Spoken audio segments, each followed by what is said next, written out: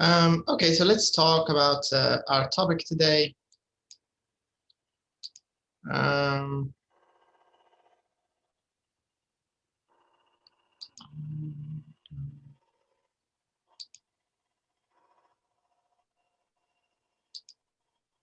Okay. So in our last lesson, we were talking about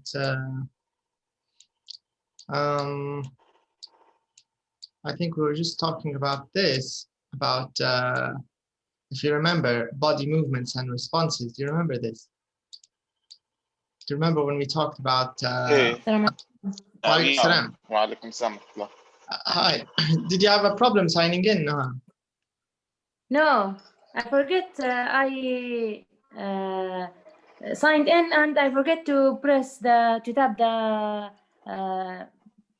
microphone. Allowing the volume.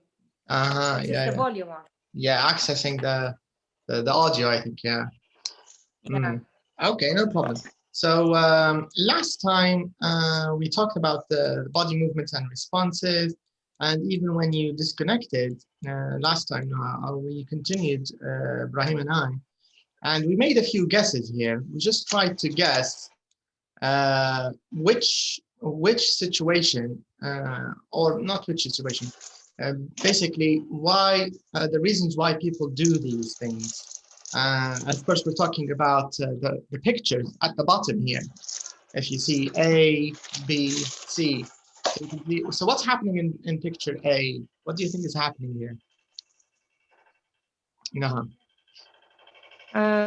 She's crying. Yeah, crying. Correct.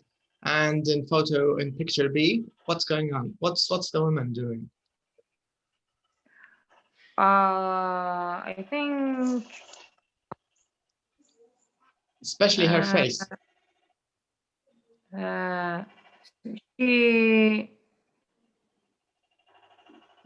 blushed or something. Yeah, she's blushing. Her face is blushing. Yeah. Yeah. And the man in picture C.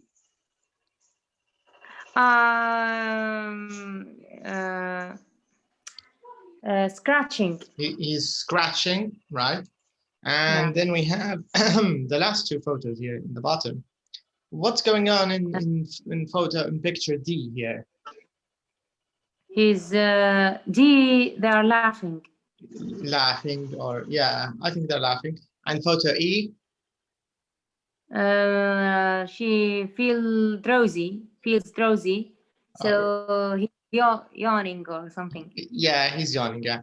Okay, so these are what we see here. Of course, is the body response or the body movement. But in part in this exercise, in part 2B, we want to sort of match the body movement with the reason or why it's going on, why it's happening. So here, for example, number 1, to bond with other people in a group. What's this? What do you think is this? Which photo? Which picture is this? Or what do we do to bond? Bond number D. Yeah, correct. The guys laughing together, right? Yeah. Correct. Okay. And what about here? What about number 2? To turn off parts of the brain connected with bad feelings and memories. What's this? Which photo is doing this? Which picture is doing this? What do you think? Turn off parts of the brain connected with bad memories. Number A, I guess. You think crying does this? Yeah. All right. Okay. Tears. This might be right. And number 3, it says to show we do this, our bodies, to be more precise, do this to show that we have broken a social rule.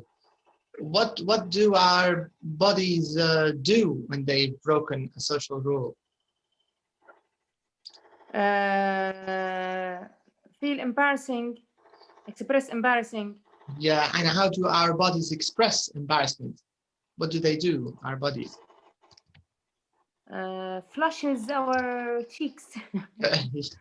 Exactly, yes. Our cheeks go red and we blush, right? Yeah. Okay. Next situation, what does it say? Number, is it 4 or 5 now? Increase the amount of oxygen in the brain. Which one is this? In the brain. Let's cross the ones that we use so it makes it easier for us. We crossed crying, we crossed blushing, and we crossed laughing, right? Yeah. Okay, so we still have the itching or the scratching, here the man who's scratching, and we still have the last one, yawning. Number 5, scratching. Okay. Number 5 for scratching for sure. Release related chemicals اللي هو الهستامين. Okay. So C for 5, number 4 for E. Okay. Okay. Let's confirm your guesses. Let's see how many of these have you got right from reading this interesting article. This article is about human behavior. So here, let's read the first 3. Why do we cry? Why do we yawn? Why do we laugh? And then we'll check the bottom 2, okay? Okay. All right, so Ibrahim, you as well, okay? So you can read these parts, and then we'll confirm your guess. I think you answered the same thing, by the way, Ibrahim, if you remember. You had the same answers as Noha, so let's see.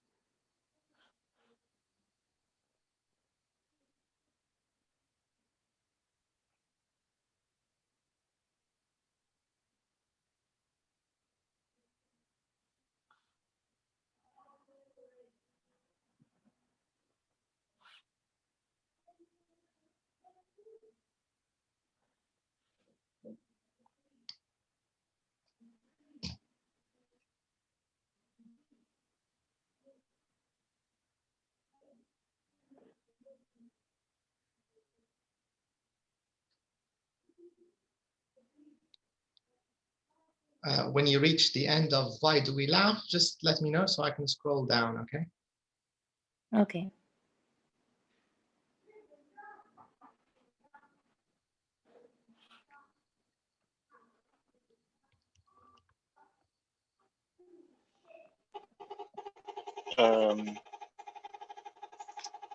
Are you done reading, Brian? Why do we laugh?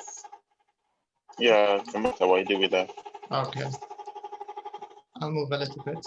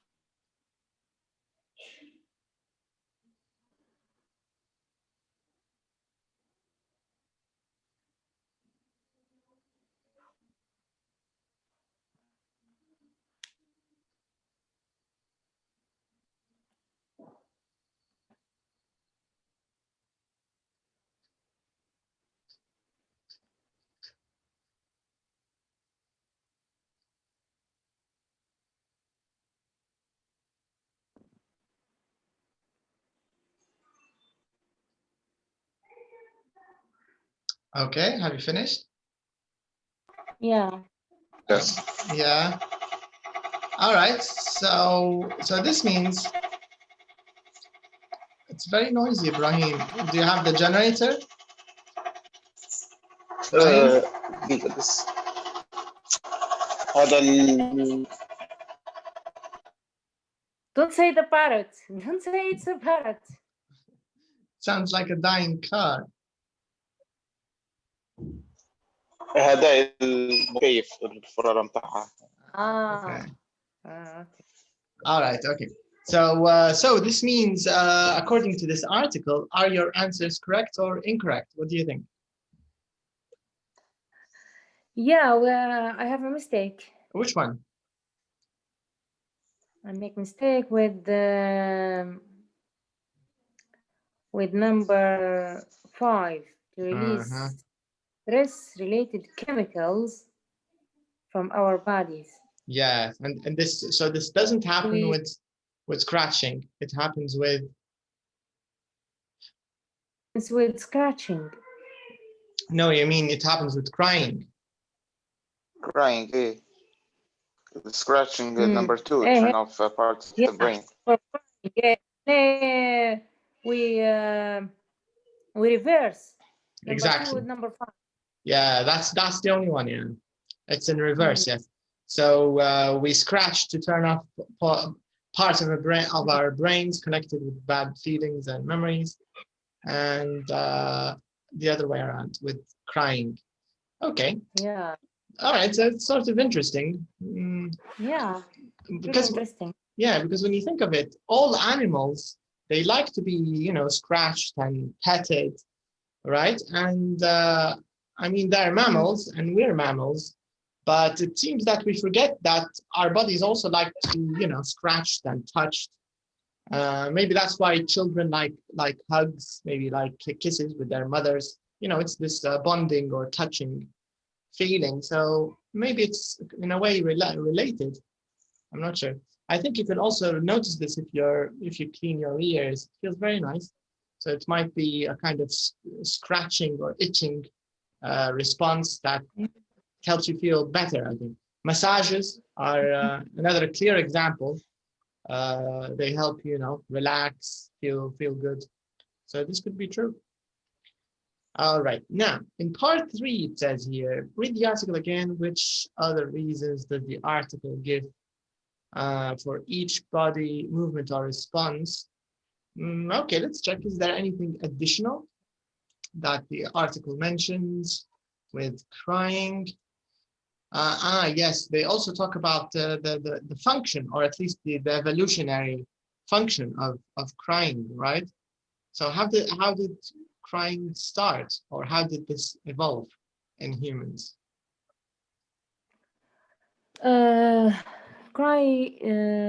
It's also told that crying evolved to show other humans that we are unhappy or in pain. Yeah, and this way others can help us, and we need help, right? Okay, so this is another interesting function of crying, and this is probably why babies, automatically cry. They need this attention from their mothers, or they want to show that they need food, they need comfort, they need to sleep, they need to burp, or whatever it is. So crying is like a message in a way.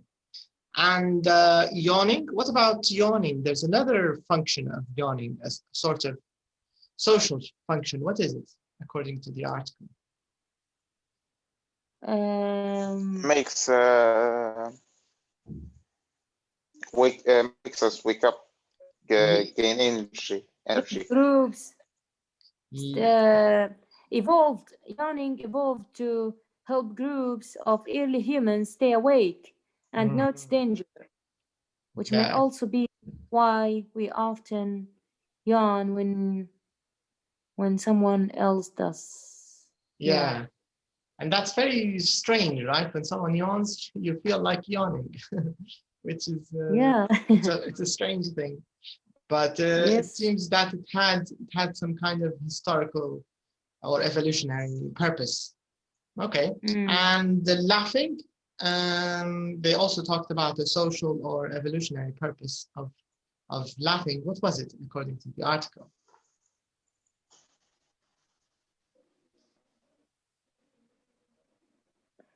Like If we could as if you we are playing or the danger has passed. send a message to the other that you to relax. Happy mood.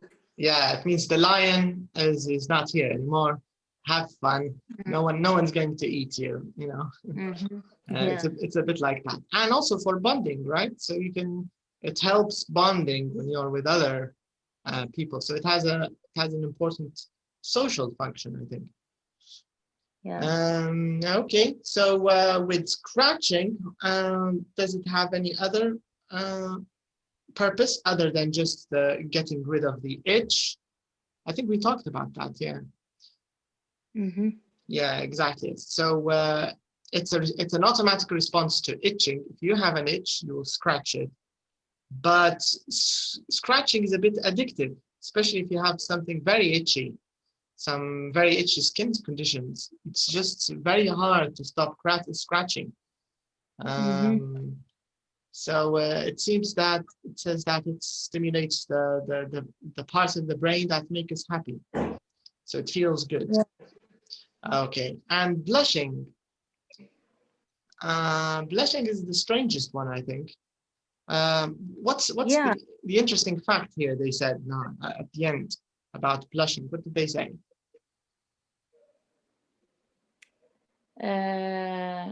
Interestingly, scientists have shown that people are more likely to forgive you if you blush. However, people might not forgive you so easily if you don't blush at all. So. Yeah, maybe because blushing is like a sign of guilt. So it's like you're admitting I did something stupid or I said something stupid. So maybe the other عشان يدوك على همك. لكن لو وجهك زينجو زي ما نقولوا احنا الليبيين نقولوا وجهك زينجو معناها يقول لك هذا مش متأثر. So احنا ما عندناش هذه العادة هلبة يعني. Yeah. You don't blush at all, a lot, I think. I think children and teenagers blush a lot.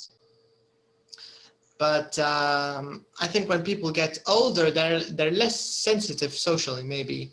So even if they do something a bit stupid, maybe they don't react too strongly. I don't know. But it's usually teenagers. I think they're very sensitive. If for example, if the teenager is a boy and the girl says something to him, or the other way around, they're very, very sensitive. So it might be more in their situation. Okay. So these are interesting body responses and body movements. Okay, if we had to choose the most interesting one, what would it be, Ibrahim? The most interesting fact or piece of information from all of this, or the most surprising one for you? What? And it's scratching. The scratching, that it feels good, or it stimulates the turn off the brain. Turn off the brain off. Yeah. It turns off the painful parts, or sort of the memory part of your brain. Memory part. Yeah, and if you think of it, if you just scratch your arm a little bit, after a while you'll start noticing that you're only focused on your arm and the sensation that's coming from your arm. You're not thinking about other things. I don't know if you. So and I think this is how massage and that kind of that kind of therapy. That's the idea, because they sort of focus on your body to get the sensations moving from your body. So you forget about mental issues or things in your mind or memories or plans, and you're just busy. Your brain is busy processing the sensations. So I really think it's very interesting, this one.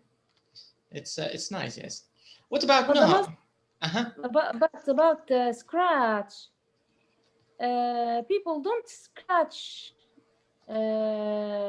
naturally on their own, يعني without reason. Correct. always there's a reason to scratch any organ in your body. So maybe insect bite of insects or allergy or something. So I don't know how could we connect it to turn off parts of the brain that are. I think scratch talking about something itchy. Yes. Not touching, just touching. No, it's not. No. The focus is on itching here. Something is yeah. Something is itching, but they're also talking about the effects. The effects when you're scratching an itch. This is of course pleasurable, but at the same time, this goes with the sensations in general, because if you're not feeling something, you're probably thinking about something, and this is one of the problems even with. I know these are loosely connected ideas, but there is a common principle here. Even, for example, depressed people or suicidal people, what do they do usually? I don't know if you know this. They sometimes try cutting themselves, right? Because they say, I just want to feel something, because they're overwhelmed with their negative thoughts all the time. They have so many negative thoughts. So they end up injuring themselves and cutting themselves. And this cutting, after a while, it becomes pleasurable. Of course, this is an unhealthy, and this is in a way, this is pathological. It's not a good thing. But this is how the brain reacts. Injuring it becomes pleasurable, because there are so many problems that haven't been dealt with. Of course, it's not the same as simple itching and scratching, but the brain is a strange organ. It has a weird way of dealing with trouble, I think, different ways. So scratching an itch is one of them. It's very pleasurable for the brain if you scratch an itch, even though it's bad for the itch. If you keep scratching it, you might infect it. It might get worse. You might even cause lots of problems. But the brain doesn't care. The brain enjoys the sensation. Yeah. Okay, so I think the focus here in exercise number 4 is connecting words. Okay, so this is quite important, the idea of connecting, especially in writing. Cohesion and coherence, especially cohesion, which is linking or connecting words. This is important in that regard. Okay, so they want us to look at the blue words in the article, and then we need to choose a few rules here.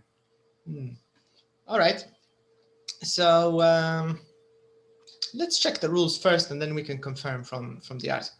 The first one, it says, Brain, can you read the first one, please? What does it say?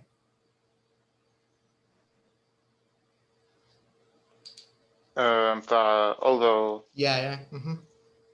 Okay. Although, even though, despite,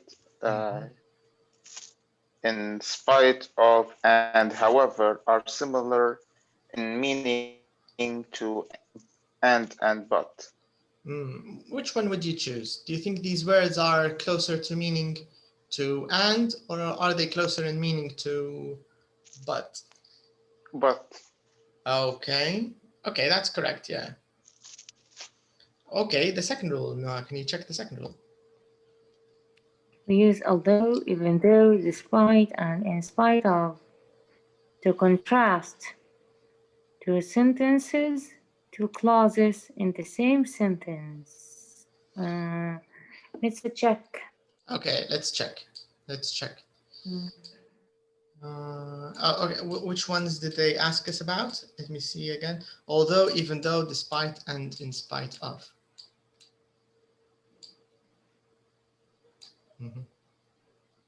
I think 2 sentences, not 2 clauses, because they're full stop.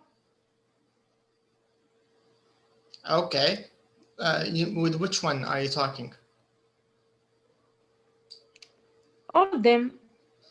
But here they didn't group all of them together, by the way. They group. I think. Though. Yeah. Even though. Although, even though, despite, and in spite. However is not included. Okay. So all of them except however. let's check how it's used. Oh, oops. Come on, the mouse is being weird today. Okay, so let's look at. Can you read the first sentence now, please, with the one with although. Although we don't enjoy crying, it's actually very good for us. هذه sentence الأولى. Okay. ولا yeah. هذه sentence خلاص. Yeah, but in the same sentence, what is there? There's something very important. The tears that are produced when we are upset contain large amounts of different chemicals that are related to tears. Yeah, this is another it's another sentence, but I'm talking about the same sentence itself. Can you look at the same sentence itself? Here, what can you see after crying? Comma.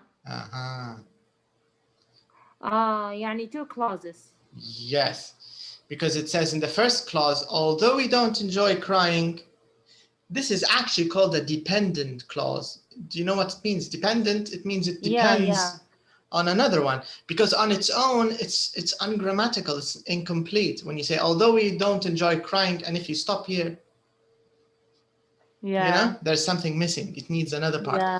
It's actually very good for us. Now, it's actually very good for us. This is the independent clause, this one, because this is a standalone sentence. Even if you use it on its own, it's actually very good for us. You have your subject, you know, it's complete. There's verb to be, it's okay. And there's an object, us. Yep. So two clauses. Yeah. Okay, but let's confirm. Let's see if it's the same with all of them. If we find the same pattern or not. Brahim. Despite appearing rude. Yeah. Could be yawning so they can listen more closely to what you're saying. Yeah. And the third one? Although, even though, despite. Even though most people think we laugh because something is funny, that's usually not true. Okay, so until now it seems to be working. Yeah, two clauses, I'm sure. Yeah, okay, so that's the idea. Okay, Brahim, do you get the point of this question? Here, this is something called contrast. In English, contrast is like showing the difference between two things. It's like using but. So you can say fried on the other side, يعني. The other side, بالضبط. هي هذه فكرة contrast. Contrast is showing the other side. It's like, and the easiest way to show contrast is just use but, right? So you can say fried food tastes good, but it's unhealthy, right? So instead of using but, you're using these more interesting, slightly more formal words. So you can use although, even though, and so on. All right, now the third, so this means two clauses in the same sentence. So two clauses. Let's check however. How did we use however? It says we can use it to contrast two sentences or two clauses. Okay, Ibrahim, you tell me. Let's look for however. Do you remember what clause means, Ibrahim? Yeah, you know, part of a sentence. Yeah, اللي هو النص الجزء بالضبط زي if clause main clause. But keep in mind the if clause and main clause هذو واحدة من أنواع الكلوزات وما فيها أنواع ثانية. غير لكن الفكرة نفسها yeah. All right. Now take a look at however. And tell me where the sentence really begins.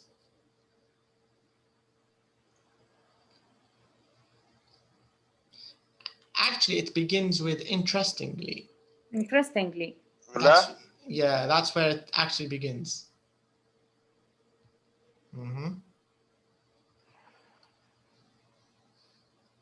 So they're saying, interestingly, scientists have shown that people are more likely to forgive you if you blush.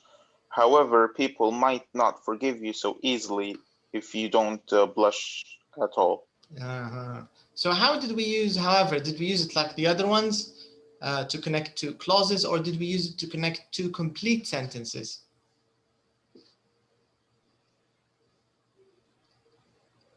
I think two complete sentences. Yes, you're right, because the first sentence ends with the word blush. Blush. Yeah, you can see a full stop. And then it said, however, comma, and then they gave you the other, side of the coin, right? The other point or the other side.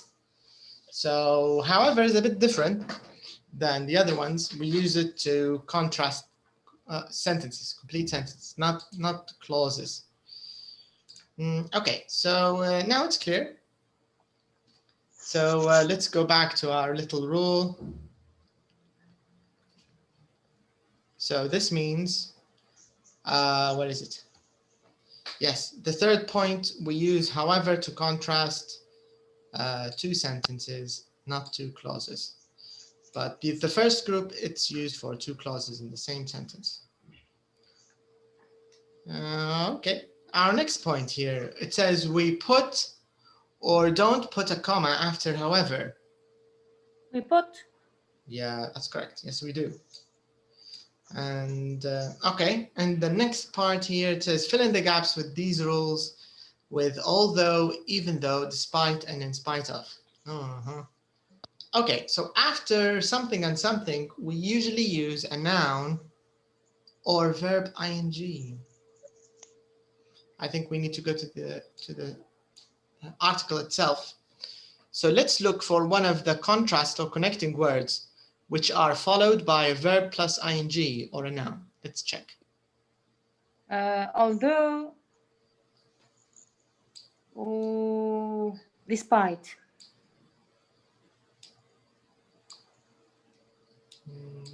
Let's see. لأن we don't enjoy crying. لا هذا كنوع noun. Despite appearing.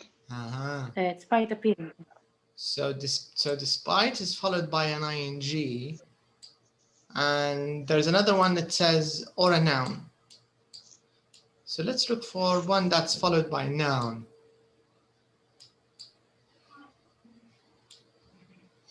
Although is followed by a verb, although we don't enjoy. So this is a verb. Even though most people, even noun, though it's a noun, even though most people enjoy. Most adverb. Yeah, but I think here, although, okay, let's check the other one. In spite of this knowledge, في this في الوسط, لكن knowledge noun. Despite of this knowledge. Which one do you want to choose? Despite is definitely there, but okay, we're not sure about the second one, but let's check the second rule so we can answer by exclusion. Let's check.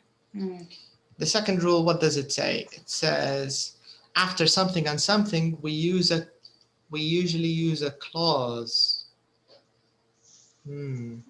However,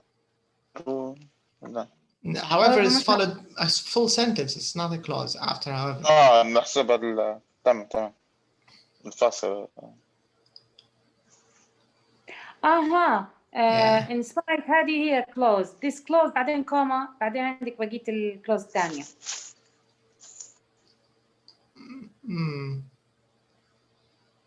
But even though نفس الشيء. Yeah, this means we can apply to all of them if you think of it, right? Yeah. But here maybe they mean the whole clause is. Do they mean the long part of the clause or the short part?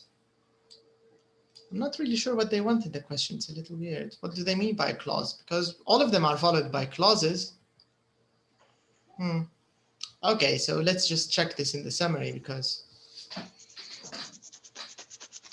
for the first one, I think I'm not definite, but I think it should be Where is it? This is my guess. I think it should be despite, because despite we found it together, despite. And the other one is probably in spite of, because they are, in a way, they're cousins. So maybe in spite of this knowledge, maybe knowledge counts as the noun here. And the next one, I think it's although and even though. This is what I think.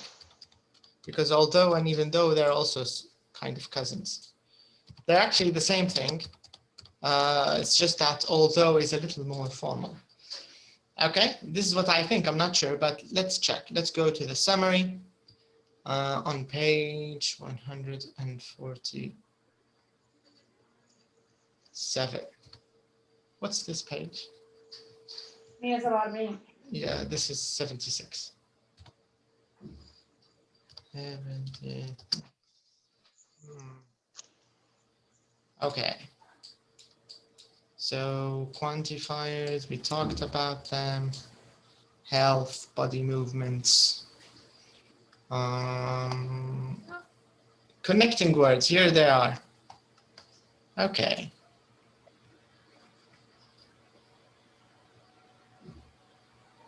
Yeah.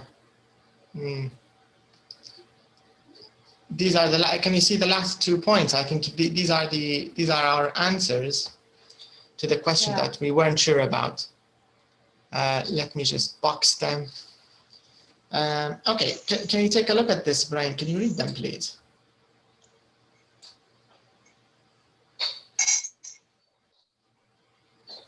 After despite and in spite of, we usually use a noun or verb ing. In spite of this knowledge, despite appearing rude. Rude. Yeah, and then after the clause ends. It's not like the other one, even though you have a full clause. Okay. After although and even though, we usually use a clause. Although, even though, we don't enjoy crying. Yeah. So we don't enjoy crying. This is, the clause. What they mean by clause is subject, verb, and object. Even though we don't enjoy crying. And this is the independent clause. Even though we don't enjoy crying. So it's a complete sentence. We don't enjoy crying. All right. In the second tip, even though is usually stronger than although. Okay. And the next tip, they're telling you that you can use them in the beginning of the sentence or the middle. All of them. Although, even though, despite, and in spite of, you can put them in the middle or the beginning. But with however, it sort of needs to be in the beginning. Okay, the last point is I think sort of well known, that in spoken English you can even say though, and you can put it at the end, right? So, can you read the example here, A and B, Ibrahim? Here at the bottom.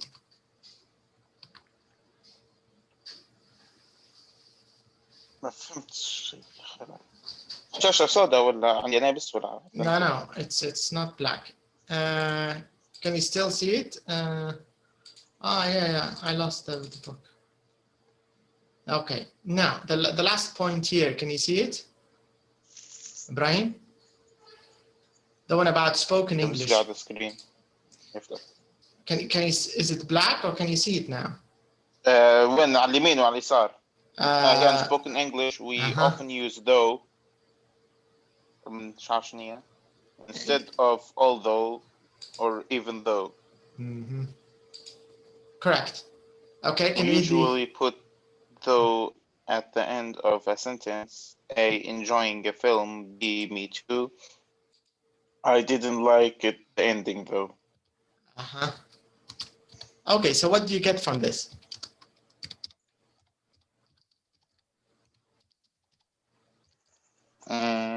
Is using though any different from although and even though?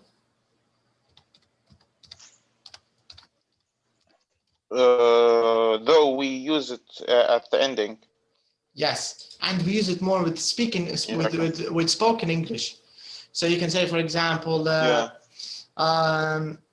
spaghetti was really delicious, or the spaghetti was delicious. It was a little spicy though. Or if it's someone else who's responding here. So they sometimes use though at the end. Yeah. It's also for contrast. It's also showing difference, but you know, usually you put it at the end of the sentence. This is the idea. So I think in short that our first answers are all correct. Let's quickly summarize this. So if you want to use these words, they all have the meaning of but, okay? So they're used to show different sides or opposite sides of an argument or a sentence. If you want to use although, even though, despite, in spite of, normally you use them between two clauses. So it's within the same sentence. You're using two clauses and you're separating them or showing how they're opposites using these words. If you want to do the same thing between sentences, you do it with however. This is the idea. If you want to use in spite of or despite, it's better to settle with a noun or a verb plus ing. So despite arriving late, he finished the exam on time. But if you want to do this with even though, you'll have to make a few changes, right? Okay, so let's do this as an exercise. Let me give you this this example. So okay, despite arriving late, he finished the exam on time. All right. Now I want you to give me the same sentence, but I want you to start with even though, Rashid. Sorry, Ibrahim. Ibrahim. Yeah.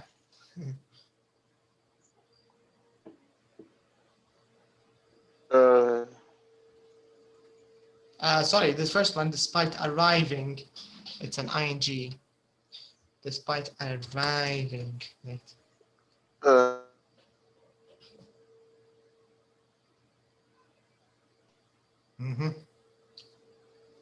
Even though he arrived late, Okay. he finished the exam on time. Okay.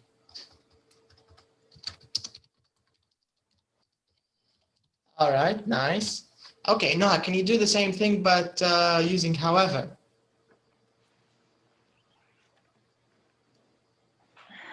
However,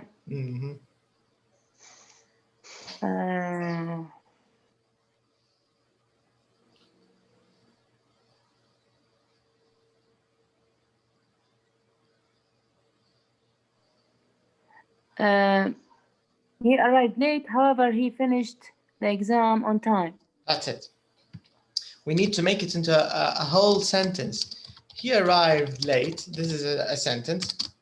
However, he finished the exam on time. Nice. Okay, so you can see they have the same meaning, but you know, you need to play around a little bit with the order of the words and change a few things with the grammar if you want to use different ones. Nidal, hi, can you hear us? معنا نضال تسمع فينا؟ We're having a new student. Yeah, we're having a new student. I'm not sure if you can hear us. I think they might sign with the next intermediate, so there may be, I think he's taking a trial lesson, but he's here, but I don't know if you can hear us. Maybe he's busy. Okay, so we'll check with him later. Let me check.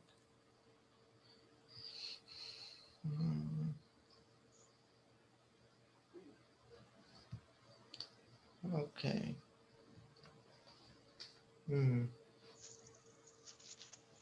He's the only one who signed, but I think there are others. Send him a text message. Yeah, I sent him on here. Okay, so they might sign. Anyways, let's continue and Here, let me tell them about, because most people suffer with the permission giving the Zoom, you know, because some people they forget to give permission to the microphone, so they end up being stuck and can't talk. هي المشكلة لما تخش على البرنامج نفسه، لما تفتح المحاضرة لازم ترص على الميكروفون وتدير على الكول. مش اوتوماتيك يعني. Yeah, maybe. Anyways, let's continue. All right, so so I think the idea is clear, right? No, I know you already know this, but Brahim, do you get the hang of connecting words using these words for contrast? And remember, it's just like you said, the idea of, you know, the other side. This is the meaning of contrast, showing the other side of an argument or the other side of a point or whatever. Okay, so we can continue. Okay, so here it is. This is a nice exercise number 5. We'll get to use the points we just covered now. So first one, it says here, rewrite these sentences using the words in brackets. Change other words in the sentence if necessary. Okay, so they're going to give us 2 sentences, or in most situations, I think 2 sentences, and we need to connect them using these contrast words. So the first one is obvious. I went out last night despite feeling really tired. All right, number 2. Noha, would you like to do number 2? Yeah, okay. Robin slept really well in spite of the noisy. Yeah, in spite of the noise. In spite of the noise, correct. So Robin slept really well in spite of the noise. In spite of the noise. Okay, and of course we can do it also in the other way around, in opposite order. So you can say, in spite of the noise, Robin slept really well, right? It doesn't matter. لكن ما تقدرش تخلي الجملة على زي ما هي، لأن هي لازم بعدها noun ولا ing ولا. Correct. And in spite of the noise, you're using a noun here, right? In spite of the noise. Yeah, so it's correct. So Robin slept really well in spite of the noise. That's correct. Okay, what about Alaykum salam. Tawfiq. أهلا وسهلا. Ahlan, hi. How are you today? Good. Okay, so here we're doing some exercises. We're using connecting words, which are like however, even though, although, despite, you know. So we're trying to connect 2 sentences. Okay, let me show you an example. So here, Brahim will do number 3, so you'll get an idea of what we're doing. Okay, go ahead, Brahim. Can you do number 3, please? I enjoy my job even though I don't get paid very much. Nice, correct. I enjoy my job even though I don't get paid very much. Can we do it the other way around? No, this is the way you did it. Is this the right way? This is the right way. Okay, no, number 4 here. Erika was well qualified. She didn't get the job.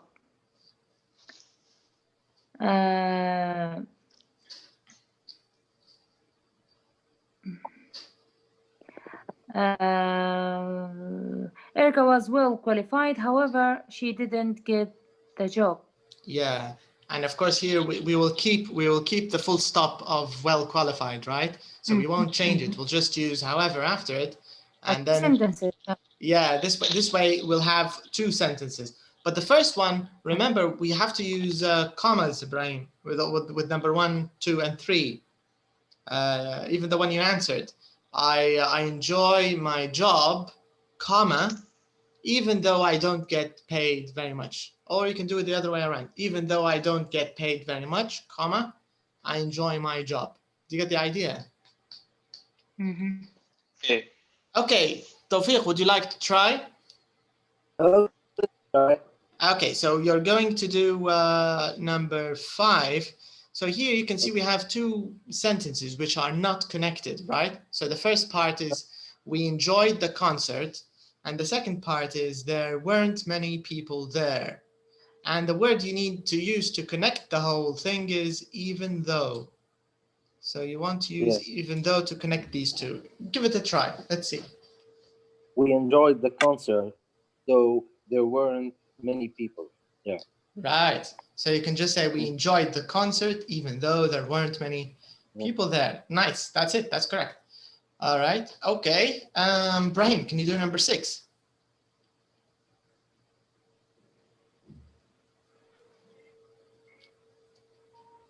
This time we have despite. Remember, despite is a little different. Yeah. Go ahead, Brahim. سمعتك.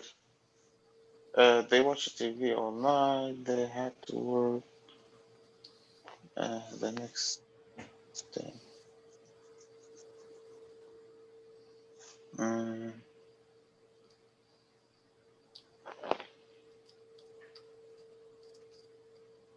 What did the rule say? They watched it. نعم. What did the rule say with despite and in spite of? What do we have to use after them? ING. ING or a noun, right? Okay, go. Good. Go. Yes, that's good. Go ahead.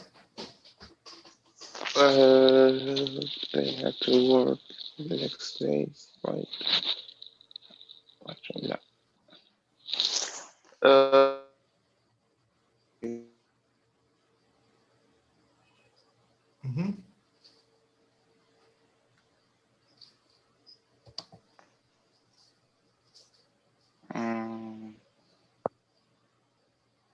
Yeah, بس I went out last night. I felt really tired.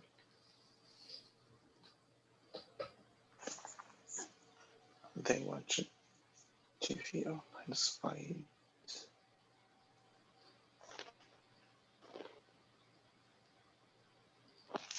Okay, I'm going to give you a hint, Brian. They had to work. مشات الجملة الأولى قاعد نحاولها. No, what you need to do is okay, here it is. Let me put a little box. This is what you need to change. Had to work the next day despite. They had to work the next day despite watching TV all night. That's correct. Yes. They had to go to work the next day despite watching TV all night. And you can put the despite clause in the beginning. So you can say despite watching TV all night, they had to go to work the next day, right? Okay, so it's correct, Brian. Yeah. Number 7. Okay, no, you can do number 7. حتى تجي مثلا تقدر تقول you can say they watch TV all night despite تقدر تقول مثلا despite working the next day مثلا. Your idea is good, but it's not working that it's not work that we want to make into ing. It's this. Can you try it? Oh, yeah. They watch it, yeah. Had to watch, yeah. Okay, can you do it? And make it into an ing.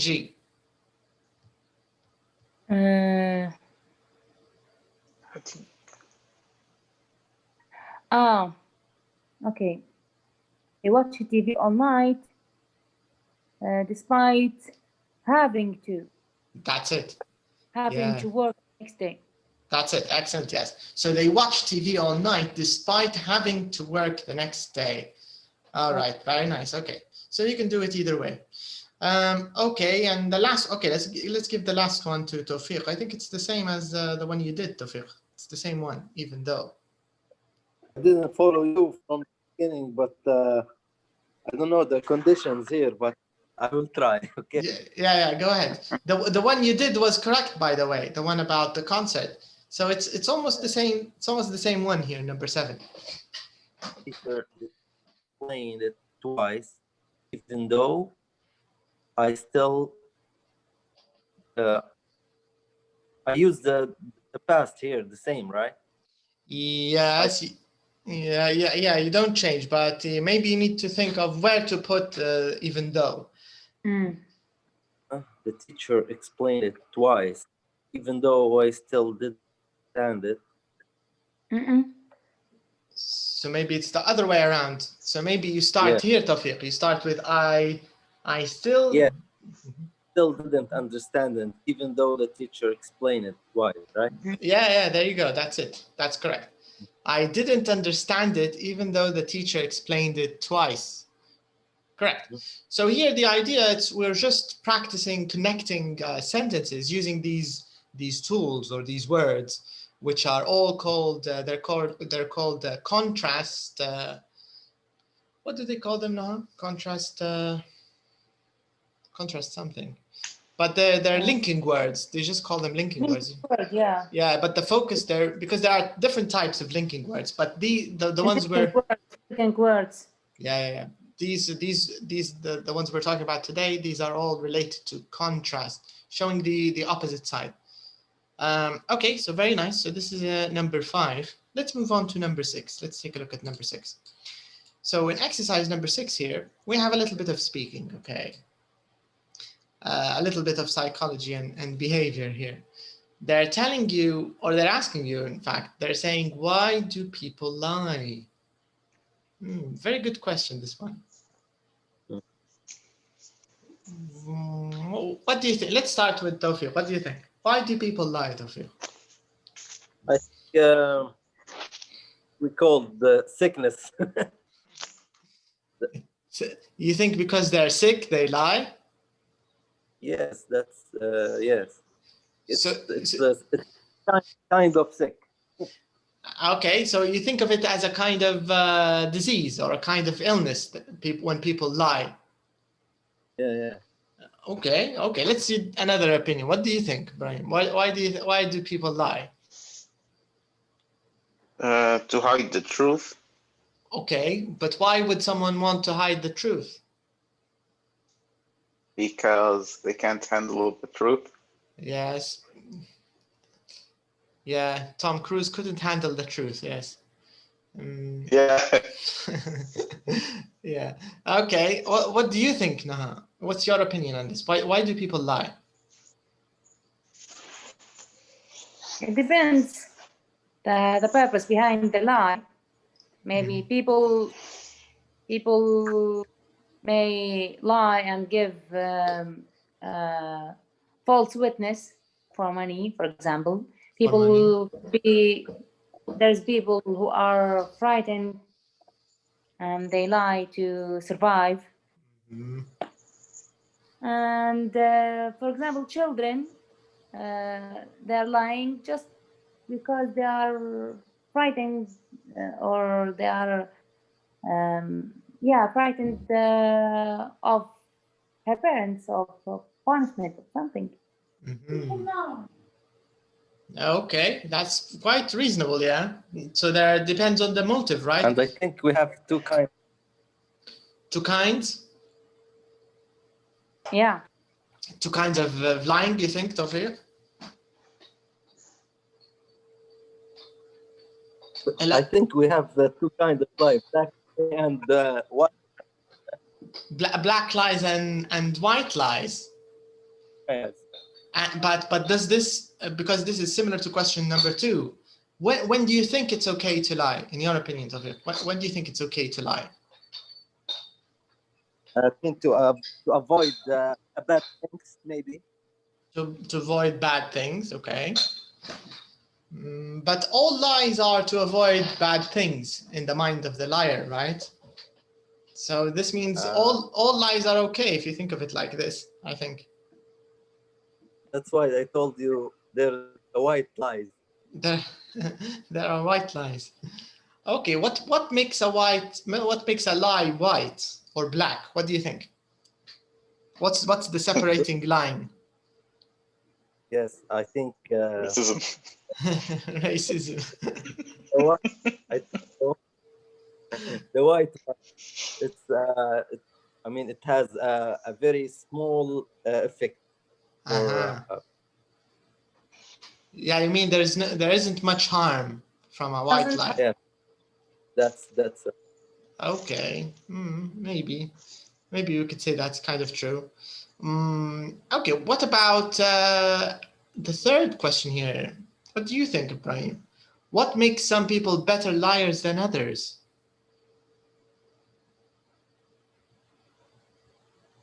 Practice. Sorry, Ibrahim. Yes, I agree with that. Practice, just like anything else. The more you do it, the better you become. Yeah. Planning the lie, maybe. Planning it, or yeah, not being in a hurry. So you have the story, prepared beforehand. Okay, it's kind of true. What do you think, Tawfiq? What's your opinion on this? What makes some people better liars than others?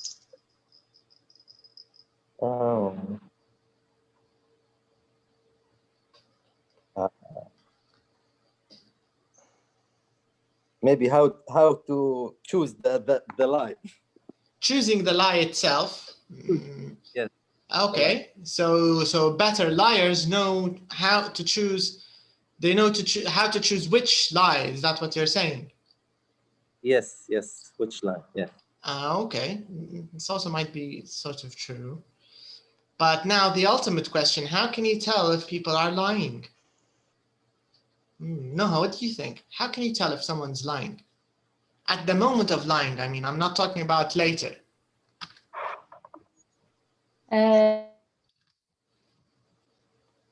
What do you think? Is there something that... Impressions. Impressions? Yeah. Like what? Face expressions, like when... Body language, maybe. Yeah, body language, and sometimes people who lies, many of them trying to exaggerate when they are telling you something. So you can tell that some of this thing that they are telling you is part of it, or most of it is a lie, just a lie, because when they are making up things, they tend to exaggerate. So exaggeration could tell you that they are telling the truth, or beside the body language and the face expressions, some face expressions, trying to cry, or trying to or pretend to be happy or honest, or... But can you give us an example of an exaggeration in a lie, for example? Like people who asking for money in the street, okay? Many of them pretending that they are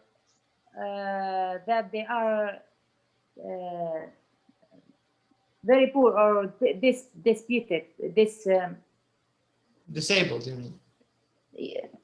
Yeah, and they try to make you feel pity when you see them, and pretend the grief, and they are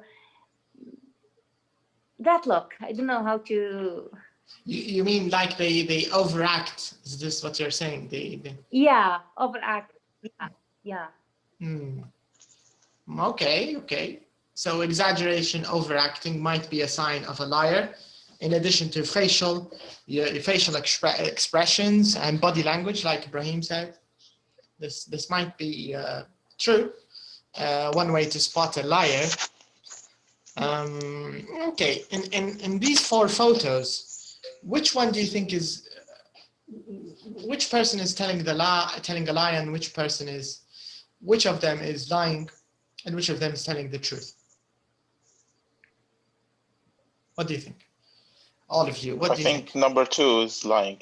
Number 2 is lying. Okay. I think, yeah. What about number you? 4? Number 4? I think it's Number 4 is sus. Number 4 is? Suspicious. Suspicious? Yeah. So you're not sure? You think maybe she's not about lying? Number 4, but I'm sure about number 2. You're sure about number 2? She's definitely lying. Yeah, but yeah, she's a liar. Okay, Noah, what do you think? Which ones? I think it's What do you think? number 1. Number 1 is lying? Yeah. Okay. All right, Tawfiq, what's your opinion? Which of these 4 ladies is lying? Is what? Which one is lying and which one is telling the truth? I think it's 4. 4 is lying. Yes. Only 4. Body language. Yeah, from her, you mean her face, right? Yes. Hello, Fuller. Okay, let's check. Let's do the listening part, and we're going to listen to a body language expert, Dr. Miriam Richards. Let's see what she says about this. Oh.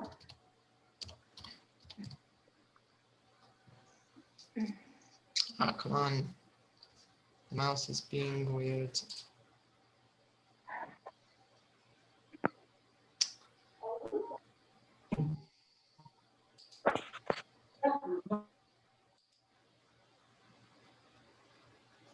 Okay, here we are.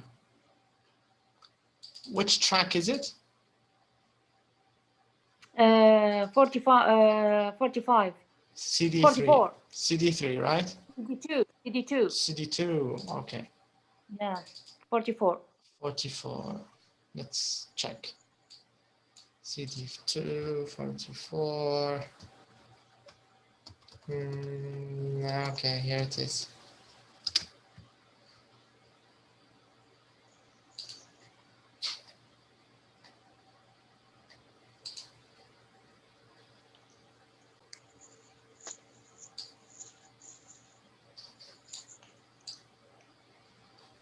Track 44. Welcome back. With me in the studio is Dr. Miriam Richards, who's a psychologist at the University of Pennsylvania and has just published a new report on the psychology of lying. Hi there. Now, Dr. Richards, why exactly do we lie? Well, put simply, we lie because we want to control what other people think of us and how we see ourselves. The main reasons we lie are to avoid arguments, to protect ourselves from harm or danger, to save face, so that we don't look stupid in front of other people, and, of course, just to get what we want in life. And does everybody lie? Yes, I would say that everyone lies at some time or other, and anyone who says that they don't is obviously a liar. And how can we tell that someone is lying to us? Well, it's often easier to look at the person's body language than to listen to what they're saying. For example, when someone is lying, they'll often avoid eye contact. However, very good liars might make more eye contact than usual to try and make you think they're telling the truth. Really? Yes, and they often smile a lot too, but they won't be real smiles, of course. So how can you tell if a smile is real? Well, a real smile uses the muscles around the eyes, but a fake smile doesn't. So if you can't tell if someone's really smiling, then look at their eyes, not their mouth. Are there any other ways you can tell if someone is lying? Oh, yes. When we tell the truth, our eyes tend to move to the right because the left side of the brain, which stores facts, controls the right side of the body. I see. Yes, and when we're lying, the right side of the brain, which controls imagination, makes the eyes go left. That's interesting. Yes, And people tend to look up when they're telling the truth because they're getting information from their brain. If they start lying, they'll look down or straight ahead. When they go back to telling the truth, their eyes will go up again. I've also been told that people put their hands over their mouths when they're lying. Is that true? Yes, it is. People also touch their noses a lot when they're lying because that covers the mouth too. That's fascinating. And what about white lies? Well, of course, most people tell white lies when they don't want to hurt people's feelings.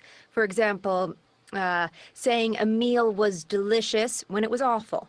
But some people can also train themselves to become expert liars, like politicians, for example. Dr. Richards, thanks for coming in to talk to us today. My pleasure. And I really mean that.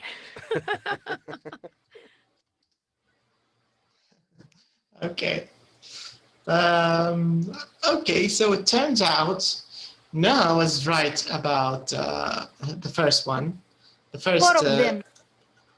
All 4 of them are lying except number 3, right? Yeah. Yeah, number 3 wasn't lying because she's thinking of what she wants to say, so she's not lying.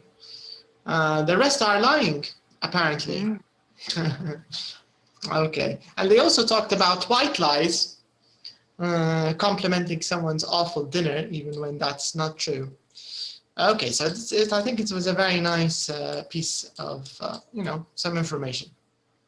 Now, let's go to number 7 here.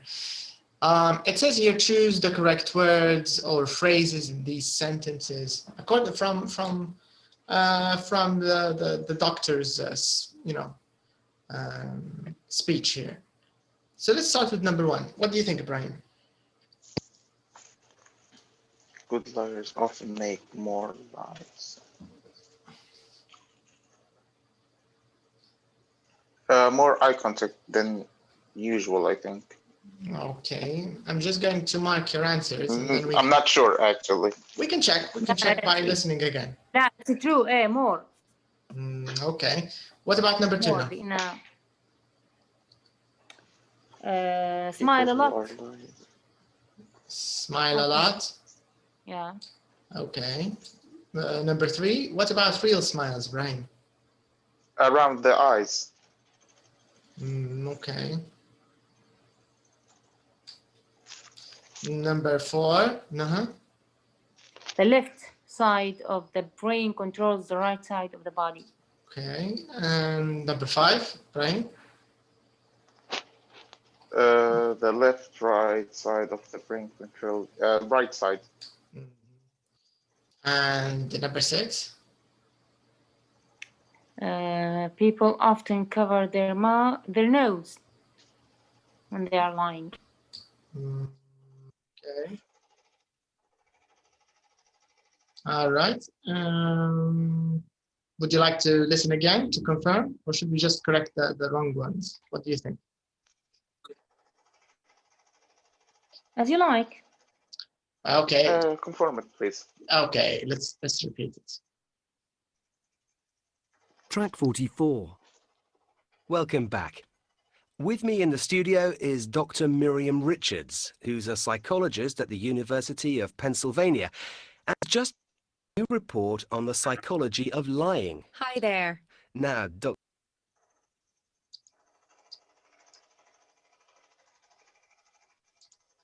Other people think of us and how we see ourselves. The main reasons we lie are to avoid arguments, to protect ourselves from harm or danger, to save face, so that we don't look stupid in front of other people, and, of course, just to get what we want in life. And does everybody lie? Yes, I would say that everyone lies at some time or other, and anyone who says that they don't is obviously a liar. And how can we tell that someone is lying to us? Well, it's often easier to look at the person's body language than to listen to what they're saying. For example, when someone is lying, they'll often avoid eye contact. However, very good liars might make more eye contact than usual to try and make you think they're telling the truth. Really? Yes, and they often smile a lot too, but they won't be real smiles, of course. So how can you tell if a smile is real? Well, a real smile uses the muscles around the eyes, but a fake smile doesn't. So if you can't tell if someone's really smiling, then look at their eyes, not their mouth. Are there any other ways you can tell if someone is lying? Oh, yes. When we tell the truth, our eyes tend to move to the right because the left side of the brain, which stores facts, controls the right side of the body. I see. Yes, and when we're lying, the right side of the brain, which controls imagination, makes the eyes go left. That's interesting. Yes, and people tend to look up when they're telling the truth because they're getting information from their brain. If they start lying, they'll look down or straight ahead. When they go back to telling the truth, their eyes will go up again. I've also been told that people put their hands over their mouths when they're lying. Is that true? Yes, it is. People also touch their noses a lot when they're lying because that covers the mouth too. That's fascinating. And what about white lies? Well, of course, most people tell white lies when they don't want to hurt people's feelings. For example, saying a meal was delicious when it was awful. But some people can also train themselves to become expert liars, like politicians, for example. Dr. Richards, thanks for coming in to talk to us today. My pleasure. And I really mean that. Okay, so I think there's one point we need to change, just one. What is?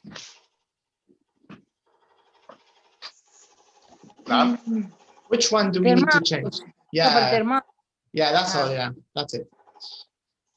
So cover their mouth, not nose. But she did talk about touching the nose a lot. So yeah. Okay, very nice. So all of these answers are correct.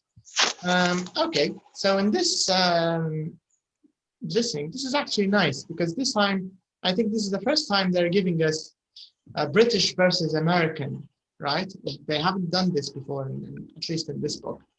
So here they're going to show us three vowels, not three vowels, a group of words in threes, where British and American people say them slightly differently. Okay, so it says, listen to these words. Notice how British and American people say the letters in bold differently. Okay, let's have a little guess.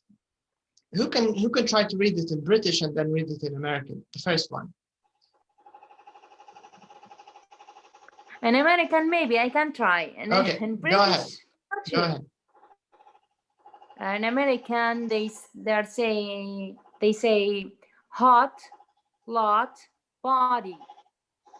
Okay, what do you think, Brian? Okay, British. Do British. Do British. Naha.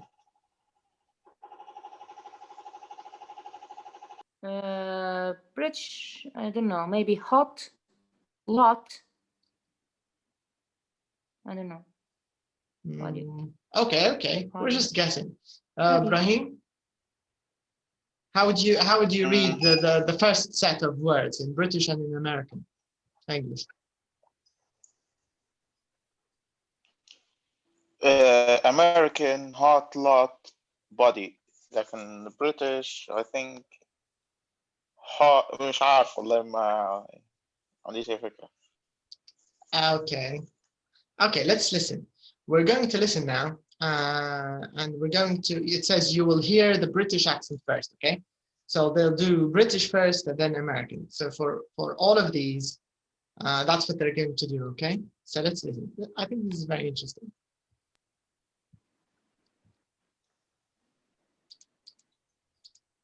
Hot, lot, body, hot, هذا شنو هو؟ lot, body. ده يعني أول واحد شنو هو والثاني؟ Here it's very different, right? The first is British, the second American.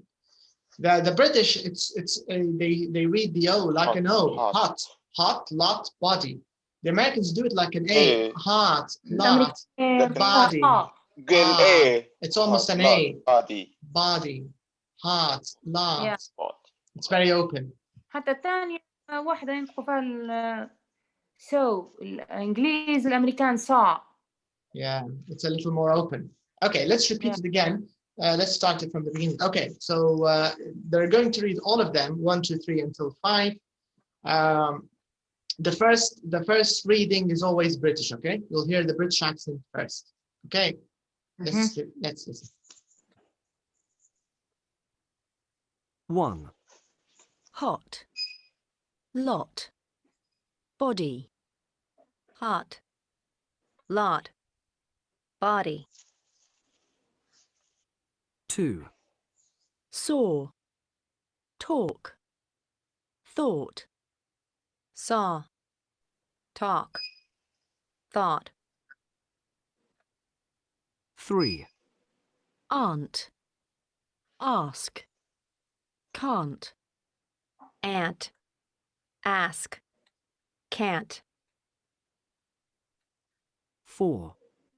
girl, 40, mother, Girl. 40. Mother. 5. party, better, water, Party. Better. Water. Okay, they're quite different, right? They're very Yeah. different because I think they chose some of the vowels and some of the consonants, which are, the most different. We have the R and the T, of course. This is an obvious difference. We also have these three sounds, these three vowel sounds. The O of hot, and saw, talk. It's more open in American, and also in American English, they don't have the A sound of aunt and ask and can't. It's more of an and. ايه ايه Ask. بالضبط الانت والانت بتاع Yeah, ant becomes ant, like nimla. It's the same sound in Yeah. American English. Ant. In English, it's still aunt and can't. ايه لان حسابها نفس الشيء يعني. No, it's the same. The way they pronounce it is the same. Ant.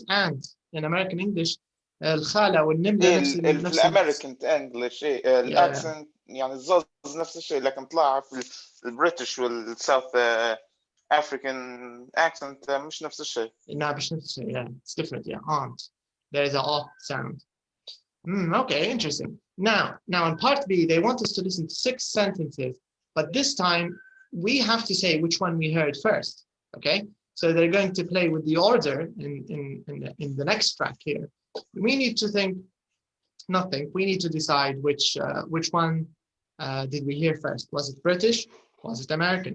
Let's listen.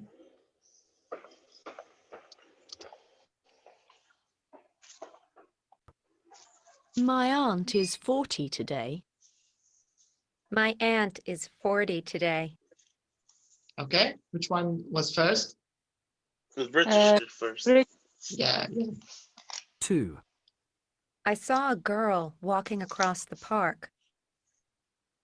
I saw a girl walking across the park. Okay, this time, which one is first? American, that was the first. Right. 3. Why can't you ask your mother? Why can't you ask your mother? Yeah, American, that was the first.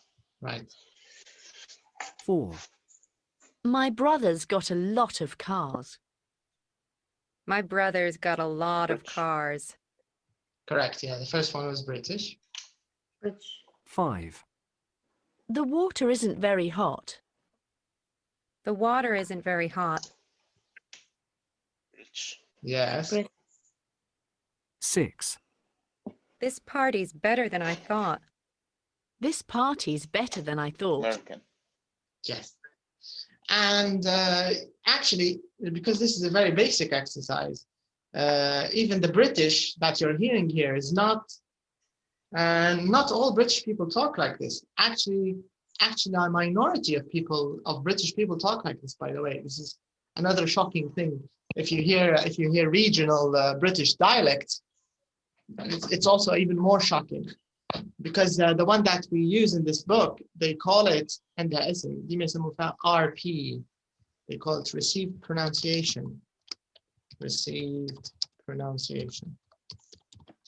This is a very kind of standard or formal British. It's used on television. They sometimes call it BBC English sometimes. This is the one that they're using here in the book. And only a small minority of people in London and south of England speak like this. Other British people, they don't speak like this. They have different accents. Okay, so we're done here, I think. We can move on to our next point. Let's go on. Okay, let's check.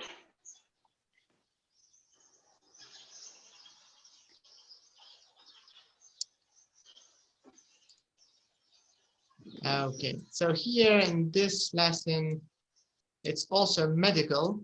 We're going to talk, I think it appears, at the doctors. Okay, so if you remember in our previous lesson, the one before last, we talked a little bit about medical vocabulary, the difference between, operating theater, a surgery, a surgeon, A&E. We talked a little bit about this, asthma. Here, I think they're going to continue. They're going to teach us a little more vocabulary related to health and to health problems, treatment, and so on. Okay, now let's start with exercise number 1. Here we have a list of words, some vocabulary. So let's check these, and if there's something new, we can talk about it. Okay, let's divide it. Let's have one of you read the first half, and the other one can read the second half. Oops.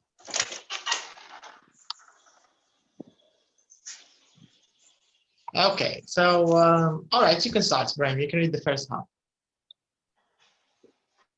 Asthma, antibiotics, a runny nose, antibiotics. No, it's correct. Antibiotics is correct. Yeah, صح Brian. Antibiotics. A blocked up nose, an allergy, wheezy, penicillin. Okay. Wheezy. Okay. Hay fever, flu, sneeze.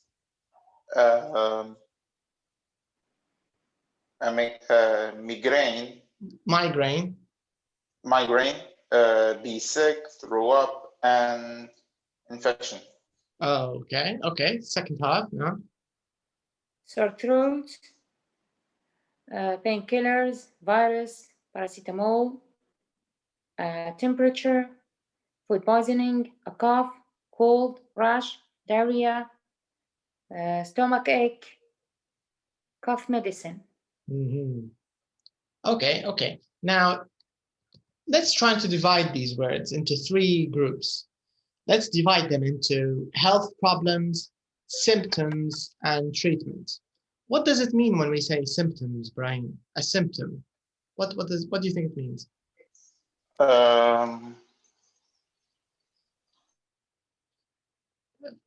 Let's use the example here, a runny nose. So here in the example, Atiku, a runny nose. So this is a symptom. A symptom of what? Yeah. It's a symptom of what? A flu. Yes. So how did you use symptom here? You used it correctly, but what does it mean?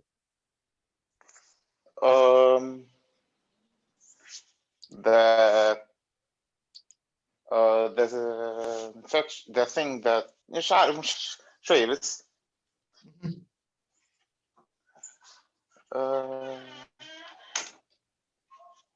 الحاجة اللي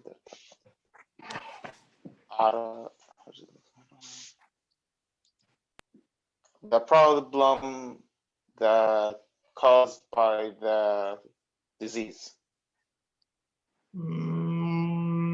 يعني the okay. Yes, no. Signs of illness. Yes, signs. Okay, even هو للعلم حتى طريقة symptom مستعملينها هنا مش medically speaking. I mean مش بالضبط هي المفروض. لأن في فرق بسيط بين signs and symptoms. Actually, a runny nose, this is a sign more than a symptom. A symptom is usually what you say, what you complain of. So if you have a headache or a migraine, هذا symptom. الدكتور ما يقدرش يشوفها, right? This is what you're saying. This is a symptom. But a runny nose is clear. You and the doctor can see it. So this is a sign. So there's a small difference. لكن هنا حاطينهم يعني عادي مع بعض, symptom, sign زي بعض. But what Noha said is right. So a sign or a symptom is what shows or how the disease shows on your body. That's why if you have a flu, how do we know you have a flu? You'll probably have a temperature, you'll probably have a runny nose, maybe you'll have a sore throat, and maybe you're coughing. If you have all of these, you can say you have the flu, right? The flu. Yeah. All right, okay, so as long as you know what it means, that's perfect. Okay, so let's divide these words into groups, okay? So health problems. So, okay, so Ibrahim, you can do the health problems. Can you show me health problems in this box? Runny nose, a blocked up nose. Wheezy.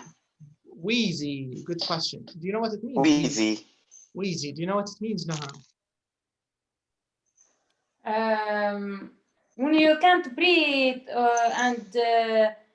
and you make or you're from inside or your respiratory or your lungs or I don't know your chest making a noise like yes. like whistling or Correct. something. That's it, exactly. That's it. Brahim, do you know anybody who has asthma?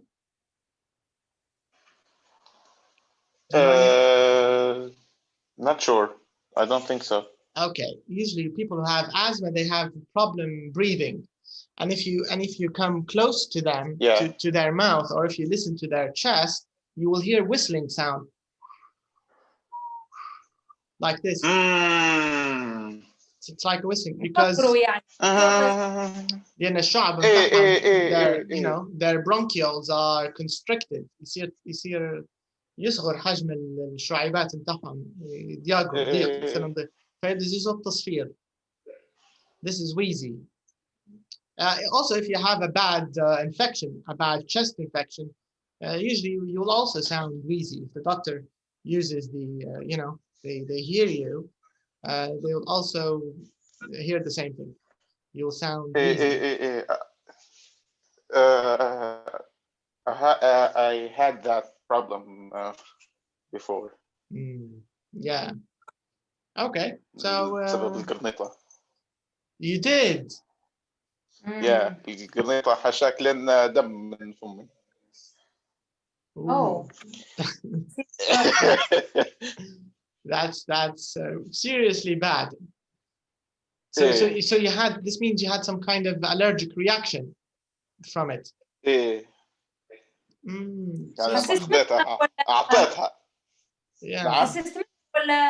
ولا جاك التهاب في الصدر ولا كيف درت لك؟ هيك التهاب في الصدر حشاك البلغم نلقى فيه لون كله لون أحمر.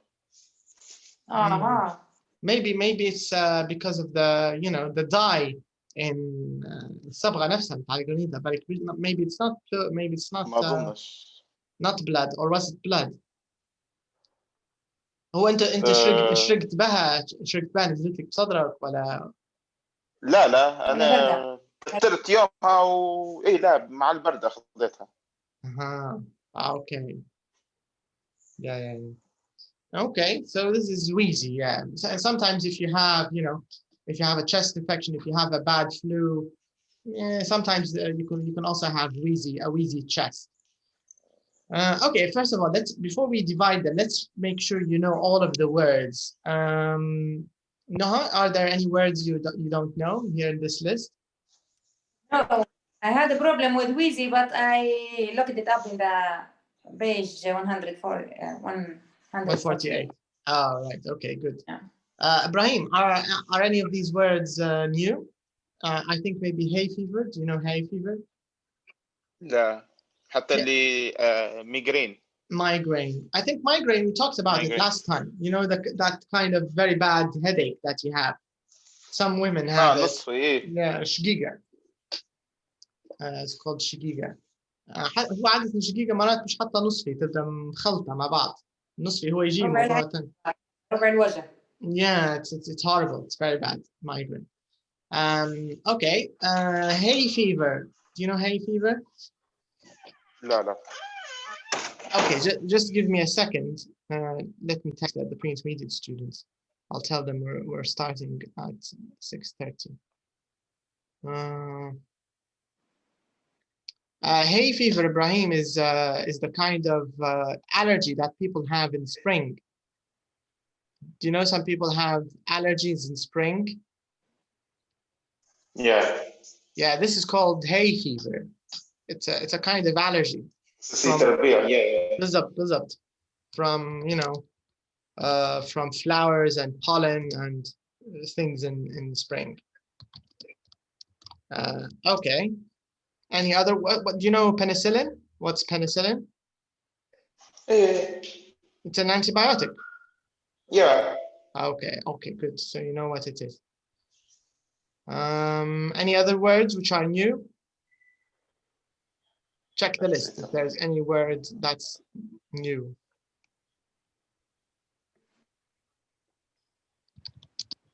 I think that's it. Okay, good. Now let's divide them into 3 groups. One group is for symptoms, the other one is for health problems, and the third one, it's for treatment. Okay, let me give you the easy one. So you can take treatment, right? Look for any word related to treatment, okay? From the box. Okay.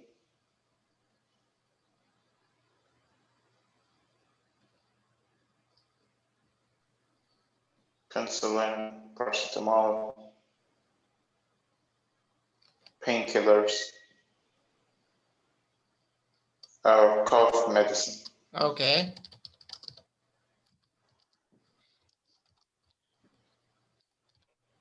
What else? Any other words?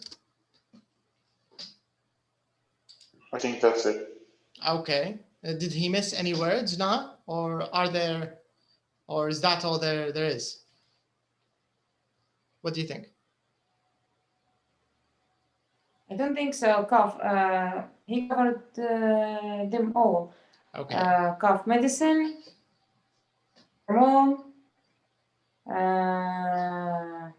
my painkiller, penicillin, and antibiotics. That's all. Okay. Now, what about the symptoms now? Where are the symptoms in this box? Runny nose, wheezy. What about a blocked up nose? Yeah, blocked up nose حتى هو يبدأ مسكر. Yeah. Sneeze. Okay. Sneeze. Migraine. Migraine, is it a symptom or is it a health problem?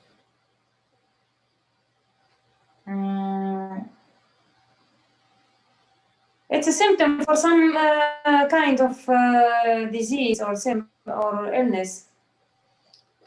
Actually, a problem with eyes. No, actually, migraine is the illness itself. It's the disease itself. But the symptoms are, you know, severe headache, pain in the face, pain behind the eye. But الشقيقة نفسها هي في حد ذاتها مرض يعني. Okay. Throw up. Okay.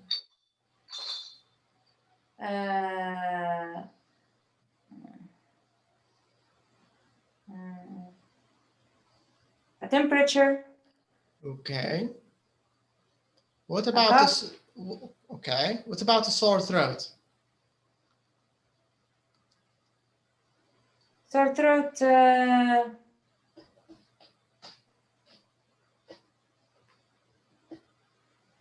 Sore throat. حتى هو. Okay.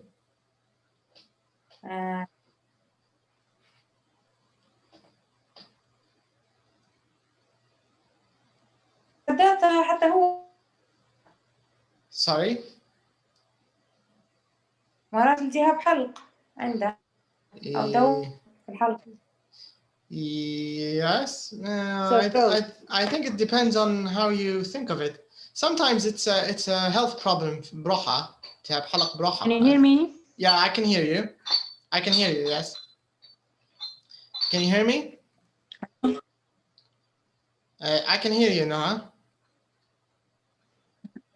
I was saying. Sore throat Yeah. isn't an illness. It's Yes. Sometimes it's an illness on its own. Yes. اللي هو pharyngitis, التهاب الحلق. Yes. But sometimes it's part of the flu. Sometimes I don't know. But let's call it a health problem, not a symptom. I think it's more of a health problem. Okay. Then temperature, a cough, a rash, diarrhea, stomach. That's it. Stomach ache, yeah. Okay. So it means the remaining Stomach words. Yeah. The remaining That's words. all, I think. Correct. Yeah, that's right. The remaining words are health problems. Okay. Let's very quickly take a look at the list here. So if there's any words that need a little bit of explanation. All right. Brahim, we're going to talk a little bit about health problems and health words. Can you check them here?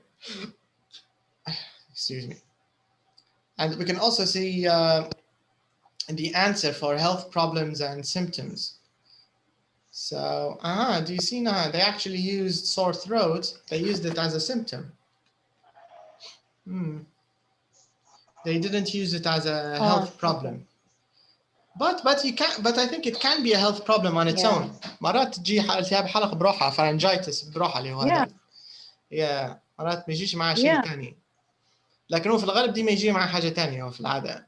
It usually comes with a cough or it comes with a sneezing and the flu. It's not a big deal, I think. Okay. So this is the list. Can you see hay fever, Brahim? It says an illness that's similar to the cold, but it's caused by flowers and grass in the spring and summer. So it looks like it looks like a cold. لا ولا حمى القش ولا شني. حمى نعرف شو كان احنا نترجموا فيها بالعربي حمى القش. نعرف يقولوا لها حساسية الربيع وخلاص. حساسية موسمية حساسية الربيع يقولوا لها في العادة. Yeah. Okay, so throw up, it's the same meaning as to be sick or to vomit. Penicillin, antibiotic, blah blah. Okay, let's check the tips here. هنا كاتب لك قصة الفرق بين. Okay, Brahim, can you please read? Okay, let's see the pictures here. Cough medicine. All right, the tips here. These are nice tips. Let me box them for you. Okay, here they are.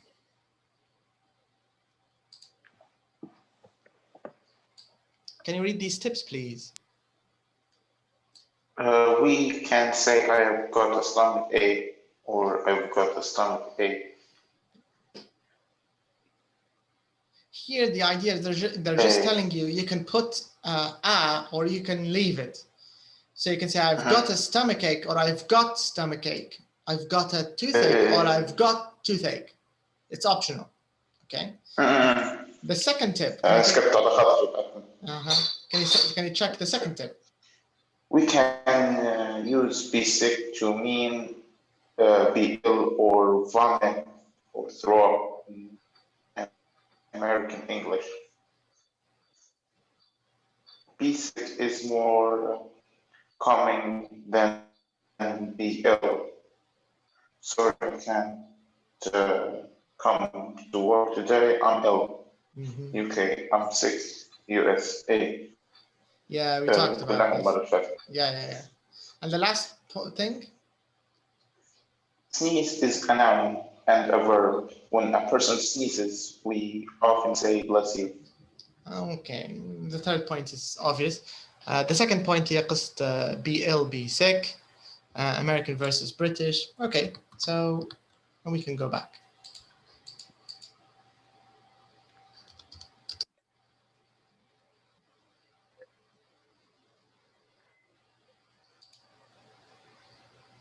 Okay.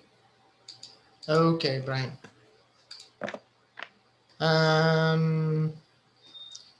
Okay. So we checked the words. Let's continue. Come on. The mouse is really bad today. Okay. What doctors say, number 2. Okay, look at these sentences that doctors often say to patients. Fill in the gaps with these words. Okay, so we Excuse me have. for a minute. Okay, take your time.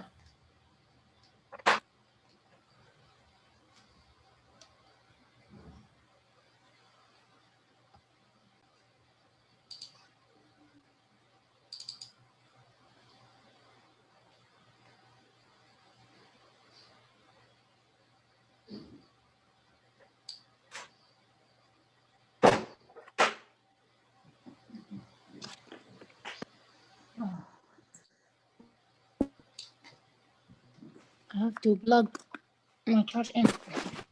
Okay. Okay, all right. So here, number 2, welcome back. Hello. Yeah, I can hear you. I can hear you now. Can you hear me? Hello. Yeah, hello, I can hear you. Hello, I can. No, I can hear you now. I can hear you. Can you hear us? Naha, are you there? Hello. Yeah, hi. أيوة. We can hear you, Naha. أيوة ولا ألو. Hello, hello. We can hear you too, Brian. Can you hear me? تسمع فيها لا إبراهيم؟ نسمع فيكم طيبة هي. Okay, مشكلة من نهى معنا. Naha, can you hear us? It's cutting off, but okay. Can you? Okay, can تسمع فيها واضح إبراهيم؟ لا نسمع فيكم طيبة. Okay, so maybe Naha, your connection, is it okay?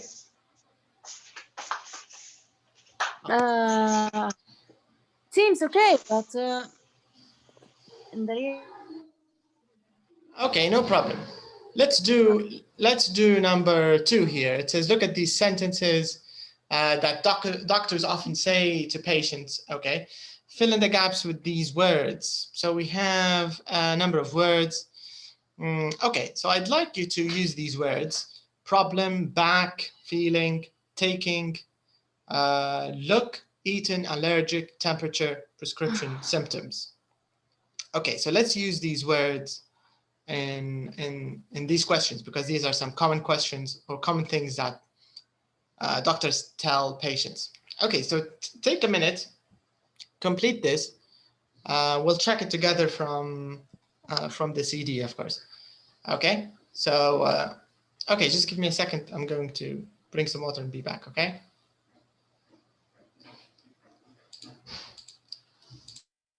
okay.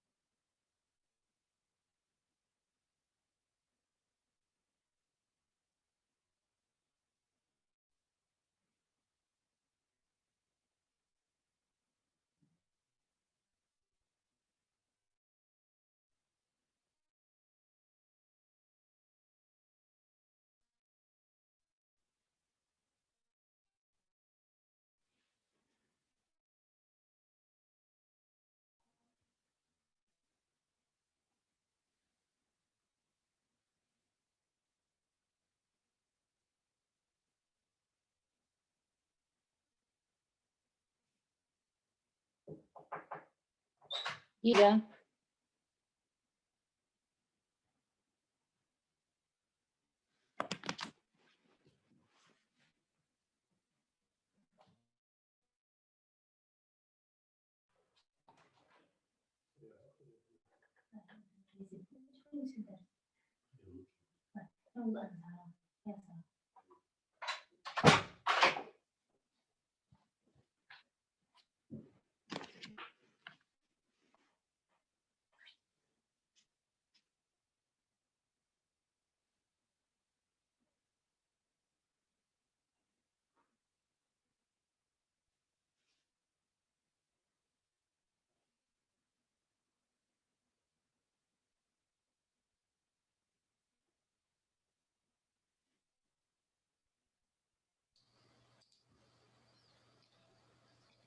Okay, let's start. So, okay, so the first half, Ibrahim, you can do the first half. Okay. And Noha, you can do what's left. Okay, go ahead, Ibrahim.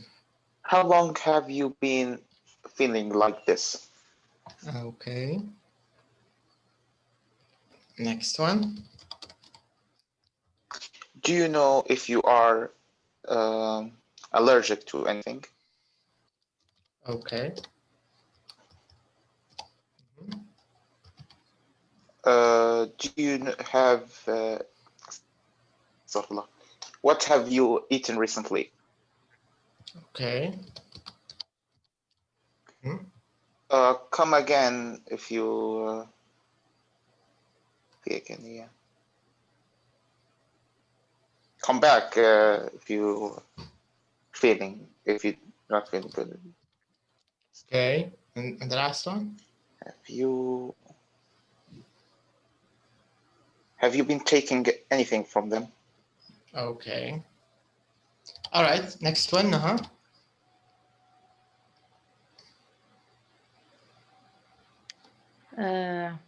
Have you been taking anything for them? Okay. Have you got any other symptoms? Okay. Right. Let me have a look at you. I'm just going to take your temperature. Here's a prescription for some painkillers. Okay.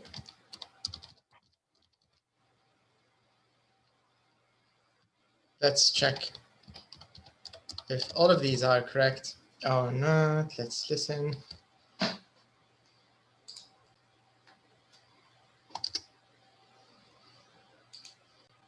One. Now, what seems to be the problem? 2. How long have you been feeling like this? 3. Do you know if you're allergic to anything? 4. What have you eaten recently? 5. Come back if you're not feeling better in 2 days. 6. Have you been taking anything for them? 7. Have you got any other symptoms? 8. Right, let me have a look at you. 9. I'm just going to take your temperature. 10. Here's a prescription for some painkillers. Okay, very nice. All right, so let's move to the next one. So here, what we want to do is check the photos. They want us to look at the photos, and then we can watch or we can listen to 2 conversations in the GP's office, in the GP's surgery. Let's take a look at the photo first. This is the first photo. Can you see photo 1? The patient, and this is the doctor. Okay. Okay, let's see the second photo. Where's the second photo? Here is the second photo. Can you see the second photo?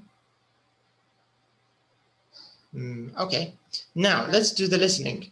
It says watch or listen to. Yeah. What are each patient's symptoms? What do you think now? The first patient. What's his symptom? First patient, stomach ache. Okay, so he has some kind of stomach ache. All right. And the second patient, what's his symptom? What's the doctor doing? Taking temperature. Yeah, from the ear. Yeah, she's reading his temperature, taking his temperature. What does the doctor think is wrong with each patient? This is a guessing question because we haven't listened yet. But what do you think? The second one has the flu. The first one or the second? Has got the flu. The second. Okay. I think the first one. The first one. Okay. Maybe allergy or Diarrhea. Or food poisoning. Yeah. If he has diarrhea, there's a big chance it's food poisoning, right? Yeah. Okay. All right, let's find out. Let's listen and let's find out.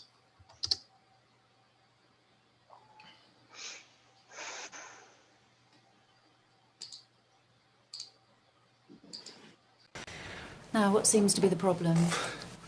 I'm not feeling very well. I've got a terrible stomachache and I keep throwing up. Have you had any diarrhea? No, I haven't. How long have you been feeling like this? Since late last night. Do you know if you're allergic to anything? No, not that I know of. What have you eaten recently? Well, my 2 children cooked dinner for my wife and me last night. It was our wedding anniversary, you see, and they wanted to surprise us. That was a nice thought. What did you have? Well, I'm not sure what it was, actually. Some sort of a seafood and pasta dish. They spent a long time cooking it, so, you know, I felt I had to eat it. It wasn't very nice, to be honest. My wife hardly ate any, so I ate her. Come in. Okay, I think Sure, you've so got that- food poisoning. And the best thing to do is to rest and don't eat anything for the next 24 hours. After that, you can eat things like bread or rice, but no milk or cheese. Right. And drink lots of water, or black tea with a little sugar in. Okay. Do I need to make another appointment? No, I'm sure you'll be fine. But come back if you're not feeling better in 2 days. Thanks a lot. And maybe tell your children that you want to go to a restaurant next year. Yes, I will. Goodbye. Goodbye. Okay.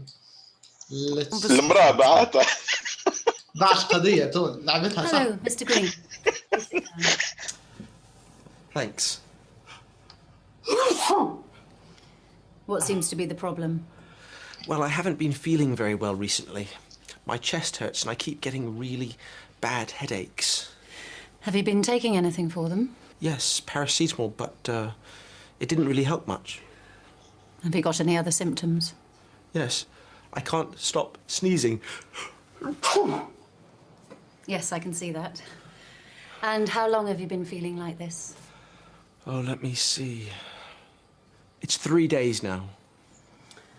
Right, let me have a look at you. Say R. That's fine, thanks. I'm just going to take your temperature.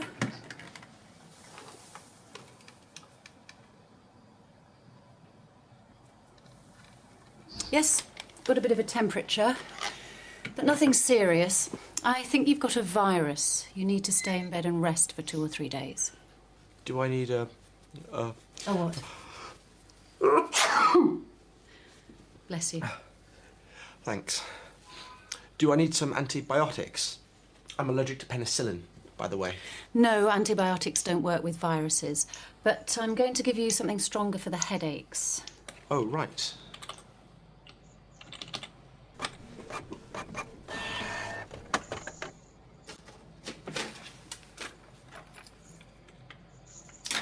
Here's a prescription for some painkillers.